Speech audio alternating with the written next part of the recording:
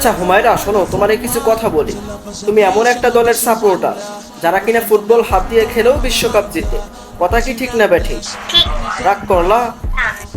যত টিমকেই হারাও না কেন, কিন্তু জার্মানির কাছে আসলে কখনোই পারো না। যেমন 2006, 10 ও 14। কথা কি ঠিক না ব্যাঠিক? ঠিক রাগ করলা? না।